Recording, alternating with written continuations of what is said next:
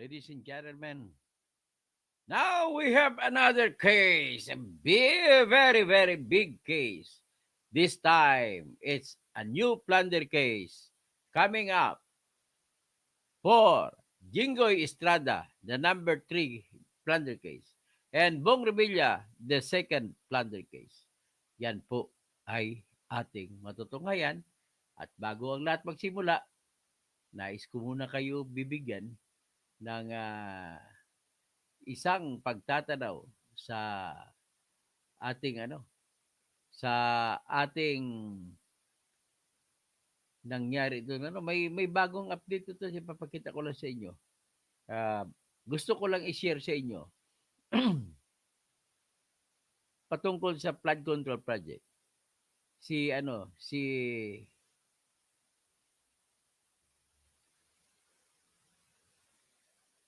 sino ba yun?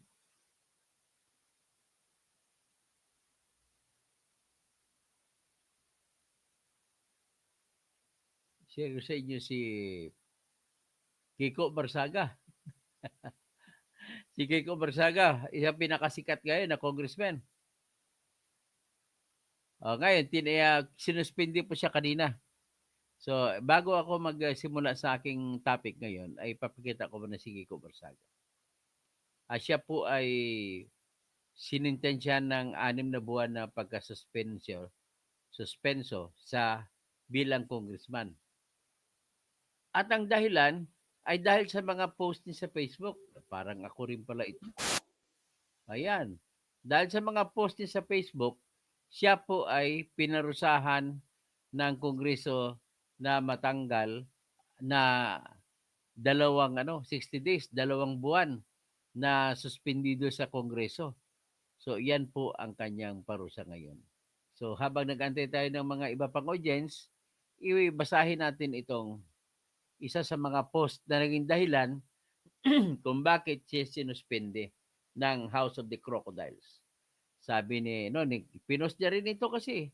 So, nakalagay, patungkol kay Ralph Recto, sabi niya, kung magbabawas pa tayo ng revenue o sabihin buwis, baka pati ang current operation, yung mga gastusin ngayon, ay hindi na natin, utangin na rin natin. Yan ang pag-aalala ni Ralph Recto. Ang sagot sa kanya ni Kiko, bawasan natin ang mga magnanakaw sa gobyerno para di na natin kailangan mangutang, para pwede na rin natin tanggalin ang bat mo.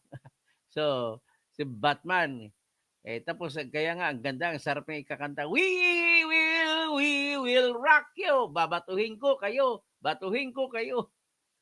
Yan po ang nangyari. So, sinuspindi sa kanina at nagsalita na rin po siya. Bago siya suspindi, nagsalita siya. At ang sinabi niya, ang sabi niya noon ay, hindi niya matitiis na na hindi na lang sa walang tibo o di kayo magtatahimik na lamang sa harap ng katotohanan na ninanakaw ni BBM ang pera ng bayan. Yan ang sinabi niya. 'Di ba? Matapang na salita pa rin. So salita na yan, ibig mo sabihin yan ay siya pa rin ba ay dinala ba niya sa kahiyan ng House of Representatives? Sa tingin ko naman po ay hindi. Pero ang ginagawa nila ay kahiyan daw yon. Anong klase itong na to? Anong klase itong ating bayan na to? House of Representatives. Tingnan natin. Iparinig ko sa inyo yung salita ni Kiko nang siya ay binigyan ng pagkataon na magsalita ulit. Pero bago siya sinuspindi. Ayan. Wala na yan. Dito natin makikita.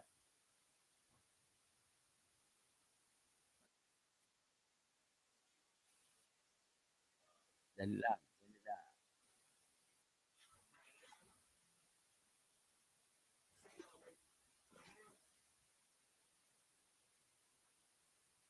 Yan.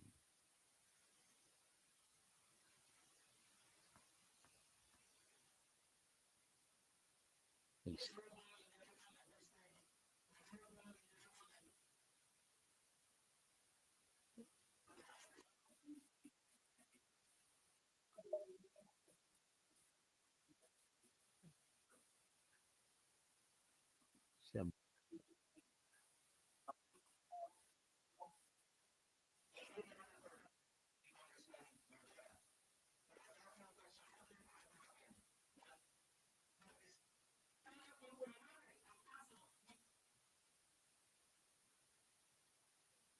Sana ba yun? Pinanap ko lang yung speech ni Kwan, ni Kiko Barsaga.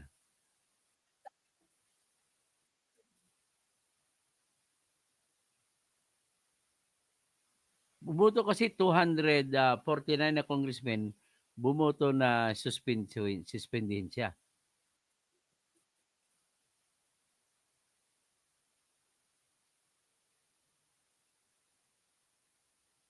So pakinggan natin.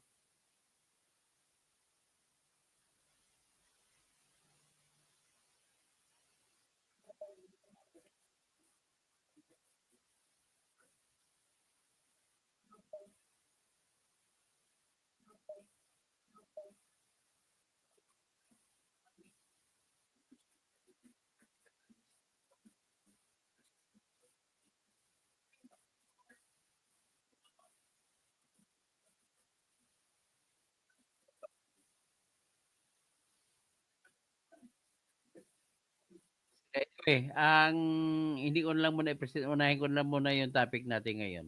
So, unahin natin ang topic na to is ang dahilan ng panibagong plunder case laban kay Jinggoy at saka kay Bong Revilla. So, ito,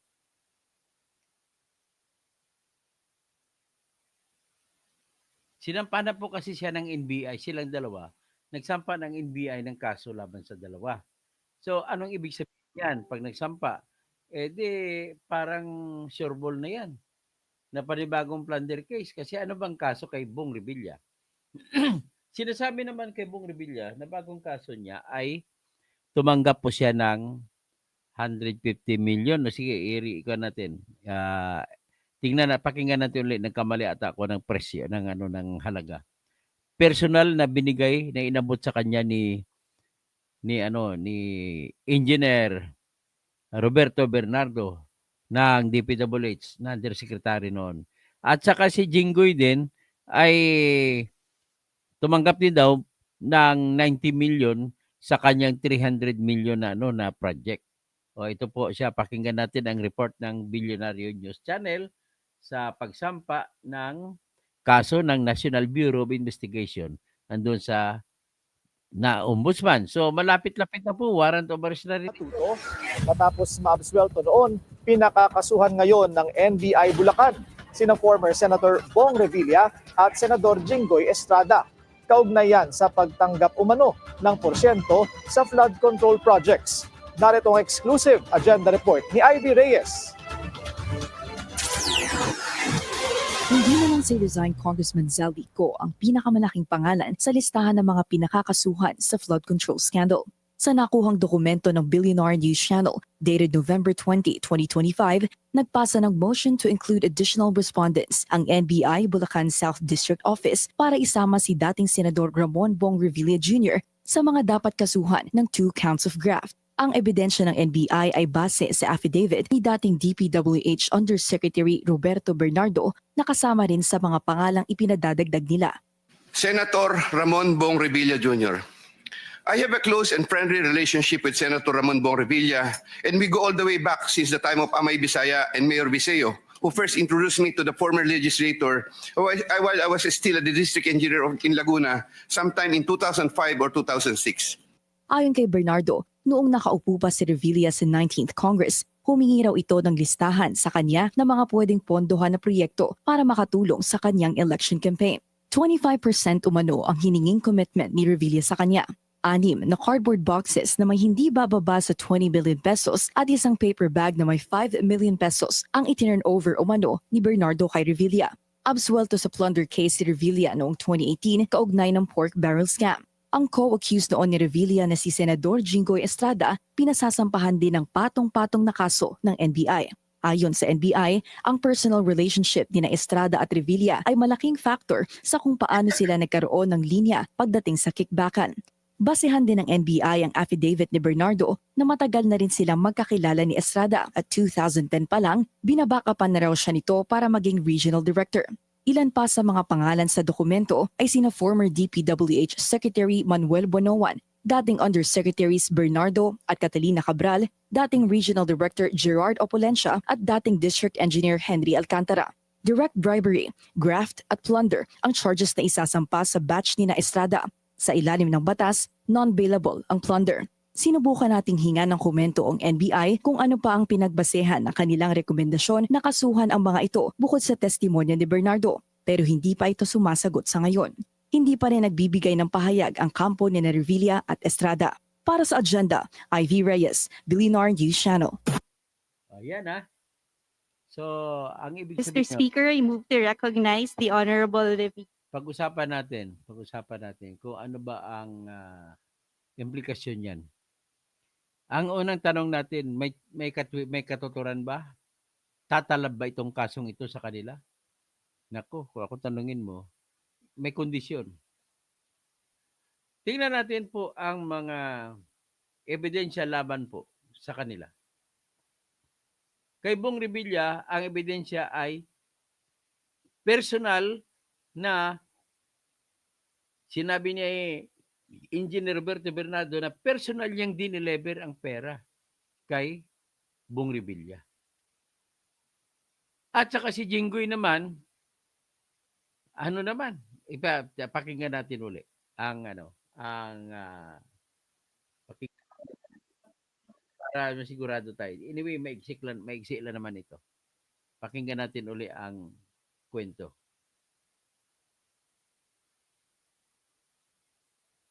Di na talaga natuto. Matapos maabsuelto noon, pinakakasuhan ngayon ng NBI Bulacan sina former Senator Bong Revilla at Senador Jinggoy Estrada. Kaugnay yan sa pagtanggap umano ng porsyento sa flood control projects. Narito ang exclusive agenda report ni Ivy Reyes. Hindi na lang si resigned Congressman Zaldico ang pinakamalaking pangalan sa listahan ng mga pinakakasuhan sa flood control scandal. Sa nakuhang dokumento ng Billionaire News Channel dated November 20, 2020. Stop lang. Ang kakasuhan si Henry Alcantara, si RJ Dumasig, mga engineer to, si JP de Mendoza, engineer din ito. Si Emilita Huat, engineer din. Juanito Mendoza, engineer din. Cristina May de Pineda, engineer. Sally Santos, itong kontraktor. Sige. 25, nagpasa ng motion to include additional respondents ang NBI Bulacan South District Office para isama Sa bagong affidavit na pinasa ng NBI, ito na, upon further investigation by the complainant, it appears that there is sufficient evidence to charge additional respondents, namely Ramon Bong Revilla Jr. of legal age, male, Filipino, and with residence at 305 Aguinaldo Highway, Bacoor, Cavite. Roberto B. Bernardo, of legal age, male, Filipino, with his last known address at Malolo City, Bulacan. Gerard Opolencia, legal age, male, Filipino, with last known address at DPWH National Capital Region, in CR Compound, 2nd Street, Port Area, Manila. Tsaka si Henry Alcantara, of number 1, Alfredo Street, Barangay Duhat, Bukawi, Bulacan.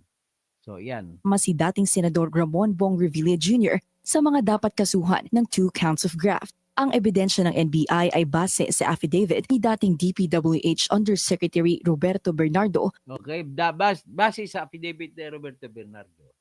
Anong ibig sabihin nun? Ang kanyang affidavit, ang tanong, malakas ba? Malakas bang ebidensya niya? Ang sagot niya dyan, malakas po. Bakit? Kasi magsasauli si Roberto Bernardo ng pera na sinasabi ko 1 billion pesos ay sa uli niya. So kung 1 billion pesos sa uli niya, magkaroon ng mataas na uri ang kwento niya. Kasi may pruweba siya, nandun siya. kasama siya sa mga gumawa ng krimen. At kung kasama siya sa gumawa ng krimen, mataas ngayon ang uri ng tingin sa kanyang sasabihin kung paano ginawa ang krimen. So yan lang po ang masasabi ko dyan sa testimonya ni Bernardo, Yusek Bernardo. Binanggit niya hinatid niya mismo sa bahay ni Bong Revilla ang pera. ang medyo malabong ebidensya laban kay Jinggoy. Pero ito kay Bong Revilla, medyo klaro. Nakasama rin sa mga pangalang ipinadadagdag nila. Senator Ramon Bong Revilla Jr. I have a close and friendly relationship with Senator Ramon Bong Revilla, and we go all the way back since the time of Amay Bisaya and Mayor Viseo, who first introduced me to the former legislator while I was still the district engineer in Laguna sometime in 2005 or 2006. Ayon kay Bernardo, noong nakaupo pa si Revilla sa 19th Congress, humingi raw ito ng listahan sa kanya ng mga pwedeng pondohan na proyekto para makatulong sa kanyang election campaign. 25% umano ang hininging commitment ni Revilla sa kanya. 6 na cardboard boxes na may hindi bababa sa 20 million pesos at isang paper bag na may 5 million pesos ang itinurn over umano ni Bernardo kay Revilla. Absuelto sa plunder case si Revilla noong 2018 kaugnay ng pork barrel scam. Ang co-accused noon ni Revilla na si Senador Jinggoy Estrada pinasasampahan din ng patong-patong na kaso ng NBI. Ayon sa NBI, ang personal relationship ni na Estrada at Revilla ay malaking factor sa kung paano sila nagkaroon ng linya pagdating sa kickbackan. Basehan din ng NBI ang affidavit ni Bernardo na matagal na rin silang magkakilala ni Estrada at 2010 pa lang binabakapan na raw siya nito para maging regional director. Ilan pa sa mga pangalan sa dokumento ay sina former DPWH Secretary Manuel Bonoan, dating Undersecretaries Bernardo at Catalina Cabral, dating Regional Director Gerard Opulencia at dating District Engineer Henry Alcantara. Grabe. Direct Titila mo talaga, oh. Ay, mga putsa na to. Senator Jose P. Jinggoy, Ejercito Estrada, Roberto R. Bernardo, Manuel Bunuan, Maria Catalina Cathy Cabral, Engineer Gerardo Polencia, Engineer Henry C. Alcantara. bribery, graft at plunder ang charges na isasampa sa batch ni na Estrada. Sa ilalim ng batas, non-bailable ang plunder. Sinubukan nating hinga ng komento ang NBI kung ano pa ang pinagbasehan ng kanilang rekomendasyon na kasuhan ang mga ito bukod sa testimonya ni Bernardo. Pero hindi pa ito sumasagot sa ngayon.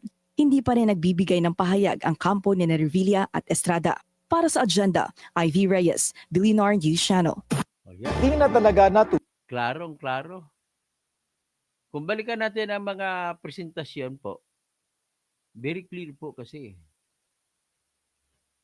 Mataas ang uri ng ibibigay na testimonya ni Bernardo kasi magsasauli siya pala ng 1 billion kuno. Antayin natin. Kasi kapag ikaw po ay nagsauli ng pera, ang ibig sabihin ay may kinita ka. At kung may kinita ka, ibig sabihin kasama ka sa sindikato. At kung kasama ka sa sindikato, ibig sabihin, may karapatan ka magsalita kung ano nangyari, kung anong ginawa ng sindikato. Ngayon, kung babanggitin mo kung sino mga miyembro ng sindikato, may karapatan ka at paniniwalaan ka. Yan po. Kaya, kung ako tanungin mo, parang ngayon sasabihin ko na maglalabas na po ng warrant of arrest laban kay Jinggoy, laban kay Bong Revilla. Titignan natin doon kasi ang nag-deliver naman doon kay Joel Villanueva, si Alcantara naman. Tingnan naman natin kasi si Alcantara nagsauli ng 110 million. So mataas na rin ang halaga ng kanilang sasabihin dahil nga nagbigay pa nga ng pera. Kasi ang kaisipan niyan, kung nagbigay ka ng pera, bakit ka nagbigay kung wala ka ron, kung wala kang kasalanan? Inamin mo. Ibig sabihin, sinugal mo ng lahat sa iyo. Titingnan natin kay Bernardo. Magdugdug-nugtong yan, magsama-sama. So ito na at least may nangyayari na medyo maganda. Napilitan sila ngayon magpapabilis ng trabaho nila dahil nagrarally mga tao. So Lynn Malado, Lunas Cupids. Dapat isuli na sa kaban ng bayan ng mga ninakaw nila. O dapat sana isuli na rin nila ni Bong Revilla at saka ni Jinggoy. Si Alpha, binusalan na din sila. Bergie Piquero, iba talaga pag adiktos. Andre Gueco, watching from Singapore. Calmaro. Tapos, back squatter. Marcos resign, bagsak piso, walang infrastructure. Bagsak po ang piso po, 60 na po ang piso. Ang isang dolyar, 60 pesos. Tapos, tama, tapos mag-resign na rin taxman. Pati mag-resign si Ralph Ricto. Okay, yan ang pinakabagong balita natin ngayon. Sana hindi po maulit ito kagaya kay Napoles, ha. Tingnan lang natin. Ngayon ay discuss natin ang Napoles. Ano bang nangyari sa Napoles? Bakit na-dismiss? Ang common sa kanila ni Jinggoy tsaka ni Bong na depensa ay piki kuno yung perma na nung nag-request sila na ilipat ang pundo sa korporasyon ni Janet Napoles. Piki, kumbaga. Hindi inamin. Yan din, nanalo sila dyan. Pati si Enrile, bago namatay, nanalo sa ganung sistema. Wala daw siya. Kay Enrile naman, binigay niya kay Gigi Reyes ang pagpipirma at si Gigi Reyes naman ay pinapirma kay Evangelista. Tapos si Evangelista naman ay wala rin. Hindi rin inamin ni Enrile. Kaya hindi inakuan. Ang isa pang dahilan kung bakit nakaligtas sila sa Napoles plunder case ay hindi po napatunayan kung aling SARO number ang para sa perang yan. Itong kinakabahan ko. Sa ngayong kaso sinasampaan na wala silang SARO number na pinakita. At kung walang SARO number, hindi may connect ngayon kung nananggaling sa pera ng bansa. Tingnan natin kung ano. Kasi walang SARO na may yung problema kung yan is dapat titingnan na maigi ng NBI tsaka ng DOJ at tsaka ng Ombudsman na meron tayong SARO number, may check, ika-counter, ibangga-bangga natin kung saan nanggaling pera. Alalahanin niyo po, dyan po na-absuelto si Bong Revilla, si Jingo Estrada, tsaka si Enrile. Wala pong eksaktong sa SARO number. Kaya sabi mo, tama yung sabi mo, si Alpha 02, sanay sila. Sana naman mayroong matibay na ebidensya maliban dyan. Pero kung pag-usapan natin, itong kay Jinggoy at kay Bong Revilla, basically, ang kay Bong Revilla, malakas kasi may nagbigay ng pera. Ang tanong na lang natin, saan nanggaling yung perang binigay ni Roberto Bernardo kay Revilla? Kung yun lang sinasabi niya, hindi natin masasabi kung saang project ang galing. The only way para malaman natin kung sa project na yun, kailangan may SARO number. Kasi pag may SARO number, konektado po yan sa project number. Ngayon, ano mangyari kung walang SARO number? E di, pwede pa rin mahuhulog sa bribery ang kaso. Pag mahulog sa bribery, kulong pa rin. Diba? Parang nagbabribe. Pwede mo rin sabihin na share niya yun. Actually, hindi bribery, kundi share niya yun at may pangyayari na pagnanakaw ng pera sa pundo ng bayan sa proyekto ang nangyari. Ay, sana nga malakas ang ebidensya. Sana mahanap ninyo yung SARO number. Ang SARO kasi iyan po yung numero ng pagpalabas ng Department of Budget and Management. May numero pagpalabas ng pera. Ngayon, ang depensa nila, ito bang perang ito, hinatid mo, Mr. Roberto Bernardo, kay Bong Revilla, asan ang SARO number? Ganun yan yung mga abogado ni Bong Revilla. Ngayon, sanay na din si Bong Revilla at saka si Jinggoy magdepensa. Malamang mananalo pa dito sila. Hanggang dyan na muna tayo mga kaibigan. Si Romel Bengson, naimbaga Rabig, si Jenny Patay, hanggat ng ngaba na ang nakaupo, hanggat ngaba na pa ang nakaupo, bangag pala. Hindi mawawala ang nakaw dyan sa taong bayan. Tapos Tialpa, sana'y may matibay na ebidensya. Talaga, Pastor Rodi Rabi, God bless everybody. So, Leandro Aragon, tama lang yan ng mga swapang at magnanakaw ang mga sapat na yan. Sapat, ibig sabihin ng sapat, salitang Ilonggo na tumutukoy sa insekto, sapat. Rodolfo Ruiz.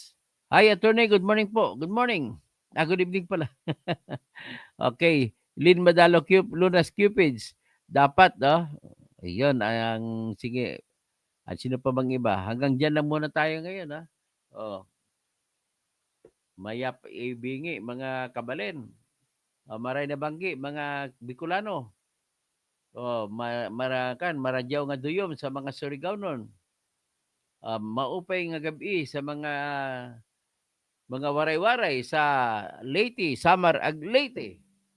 Sa mga Ilonggo maayong gabi, sa mga Cebuano maayong gabi. Sa Bohol, sa lugar sa akong asawa, sa sa Talibon, maadyong gabi. Sa mga Karaya, sa Iloilo, mga parente ng nanay ko, mayad nga gabi. Sa Ahoy, Iloilo, sa Ahoy, Barutak, maayong gabi sa inyo tanan. Hanggang diyan lang muna tayo. At marayaw dum sa mga tausog, mapaya kagabi sa mga Maranao at mga Maguindanao. Sa lahat siya dyan, sa Davao del Sur, Davao del Norte, Davao Oriental, Davao de Oro, Digos, sa pubatay kay Dodong Boy Bukol. Magandang gabi, maayong gabi. Kung sino ka man, magandang gabi. Ano na pala sige magpalabas tayo kung anong latest kay Dodong na barangay kapitan ng Barangay 3 de Mayo sa Digos City, Davao del Sur. So magandang gabi sa inyong lahat. Okay, hanggang diyan lang muna tayo. Magandang gabi po.